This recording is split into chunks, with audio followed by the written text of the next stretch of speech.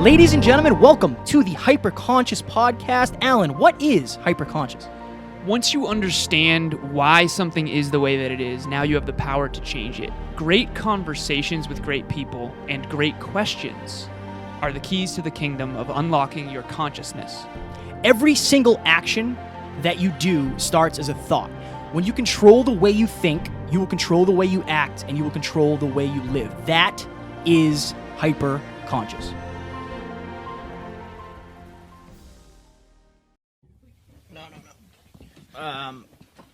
Geographically?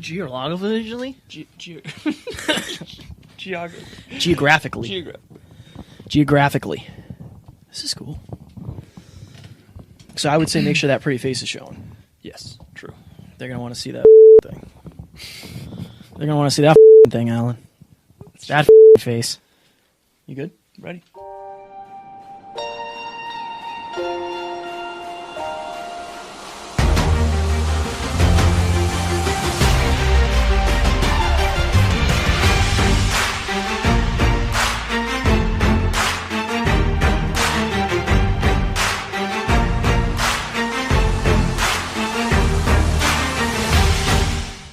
Ladies and gentlemen, welcome back to another very special, as always, episode of the Hyperconscious Podcast. We hope you enjoyed our latest episode where we sat down with Mr. Alex Hinkle. Oh, yeah. As advertised on that episode. Today we're going to do a very special Small Talks episode on the word expectation/expectations. Yes, so before I define this, I want to give you a quick friendly reminder to go to the hyperconsciouspodcast.com, click on join, #HyperConsciousNation. Folks, how you start your day controls your life, because what gets your attention is what's most important. Let us kickstart your days off right. Join that mailing list.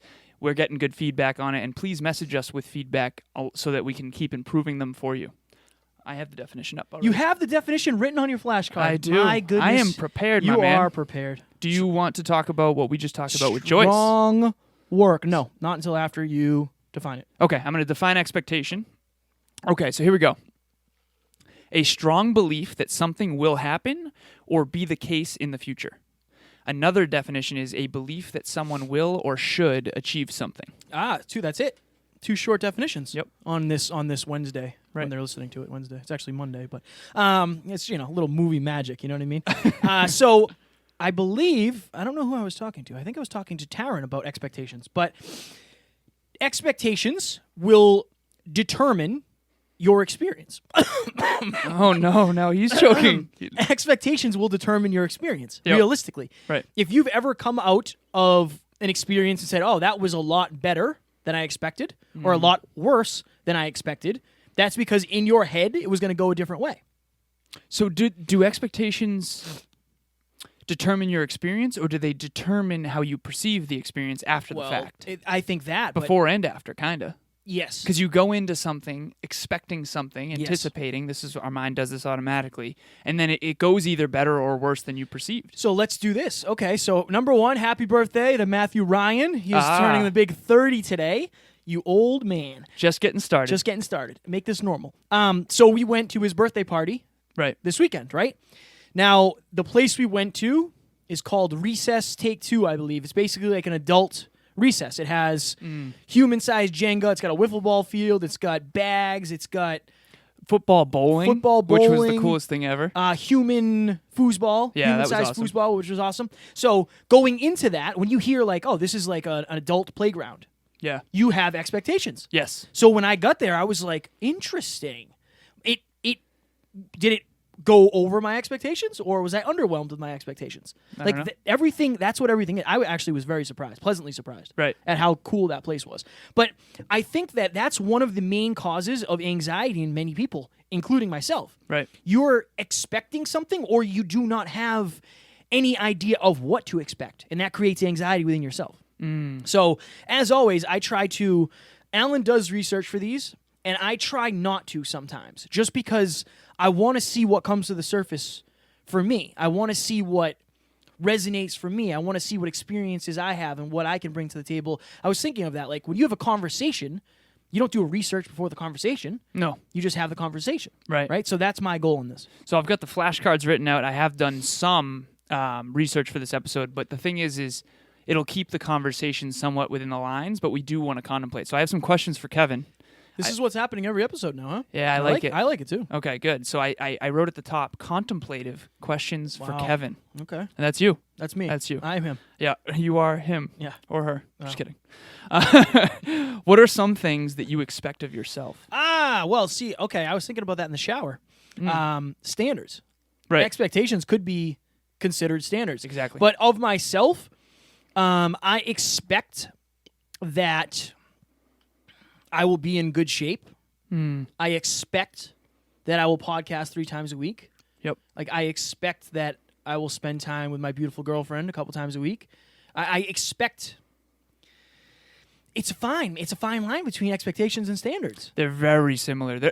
I would argue that your standards is an expectation of yourself. Yeah. It's kind of why I asked that, because the last episode we did was on standards, and Wayne Dyer has this quote that I wanted to mention. He said, if you want to accomplish something, you must first expect it of yourself. And his question to his audience is, what are you expecting of yourself? So if you want to attain something and you're not expecting anything of yourself, even if this isn't conscious, you're never going to attain it. So it's like, okay, here's my dream car. It's $200,000. How expensive is your dream car? 200. 200,000? Yeah. My goodness. Okay, so if Kevin wants to achieve his dream car, he must expect of himself to become the type of person who can create $200,000 worth of wealth.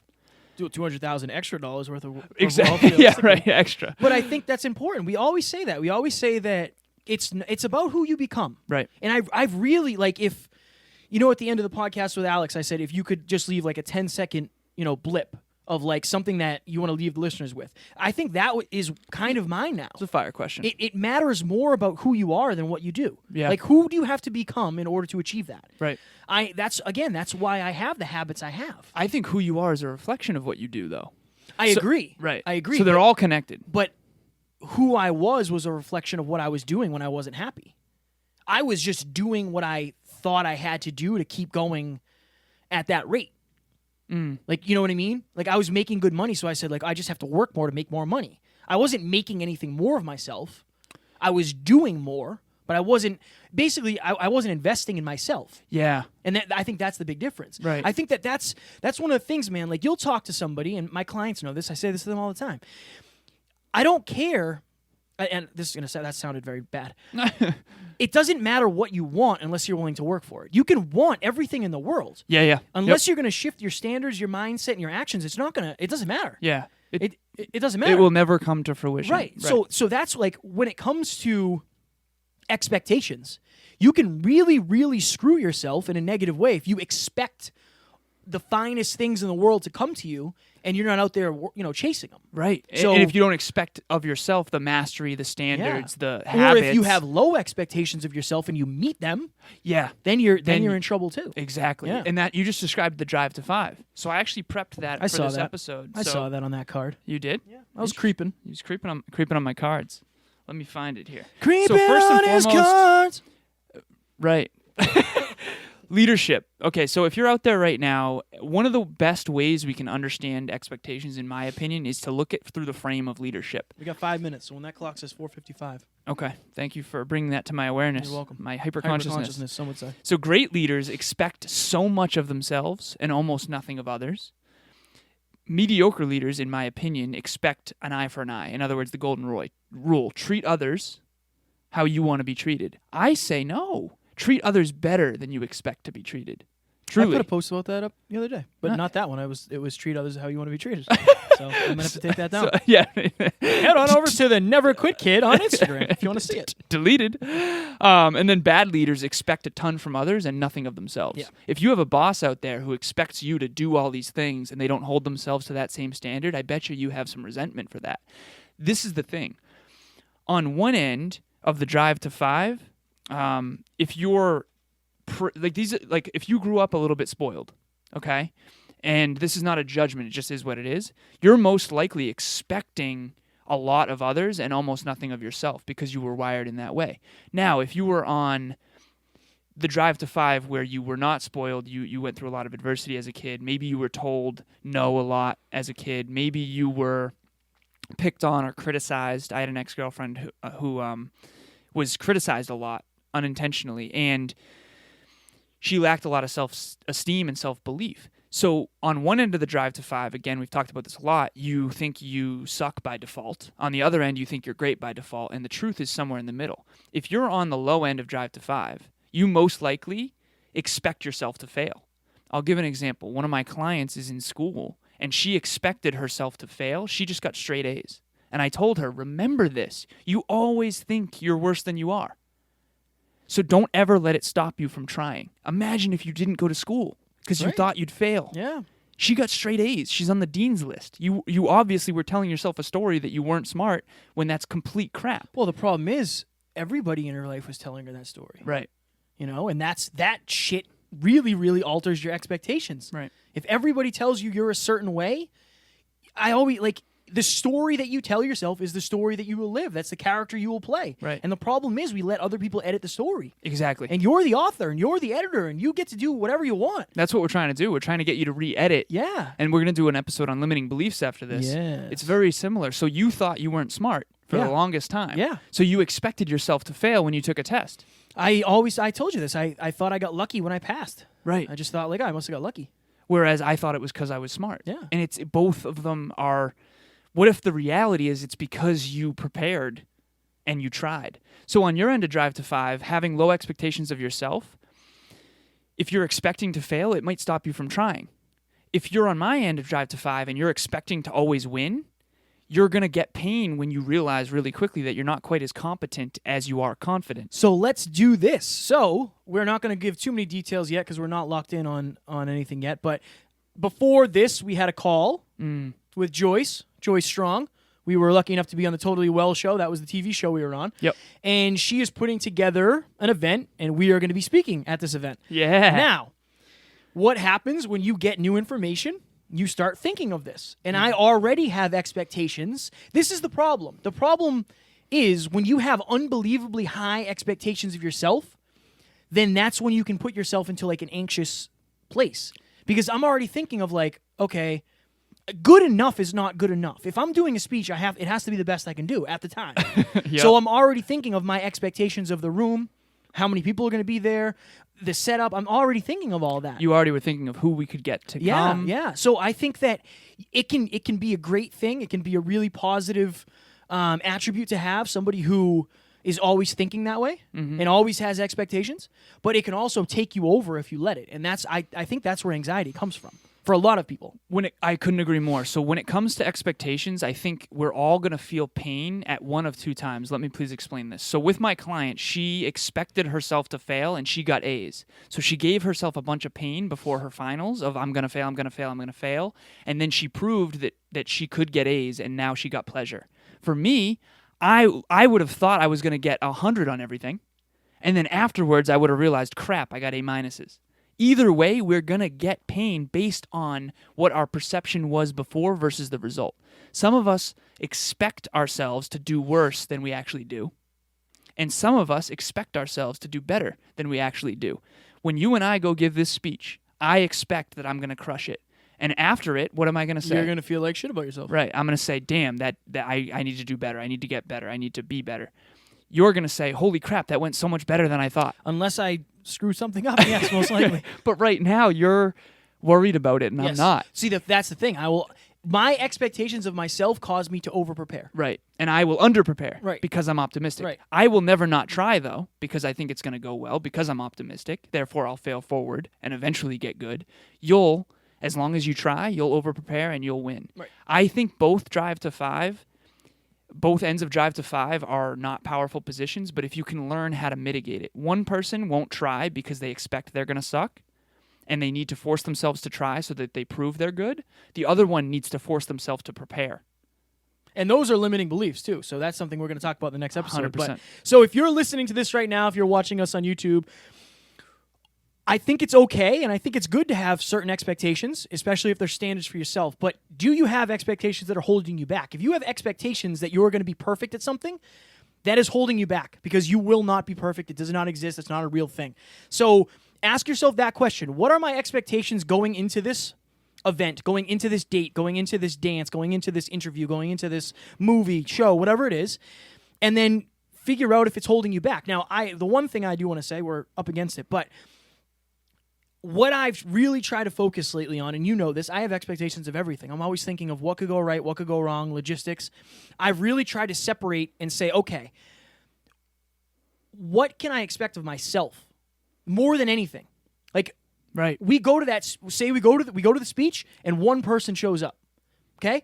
What do I still have to have high expectations of myself. That's the only thing I should really even worry about. Because that's the only thing you can control. It's the only thing I can control. Right. And anxiety is trying to expect something that you have no control over. I want to be so good, and obviously good is a relative term, but that in a room of being uncomfortable, I just let the discomfort go and realize I just have to do the best I can. My expectations are that I perform at the highest level I'm capable of, that I coach at the highest level I'm capable of, that I get into the best shape I physically can. Like, those are my expectations for myself. And I think when you start putting them on the external world, on places, things outside ideas, your control, then you're probably going to get let down, especially if you have high expectations of everybody and everything. So one of the last things I want to say is if you are in an intimate relationship or any relationship, friendship, family, honestly, with relationships, when you expect a lot of others, you will almost always be let down. Tony Robbins says this, and he's met millions of people in person and otherwise.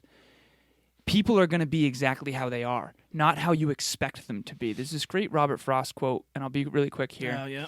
Mm-hmm.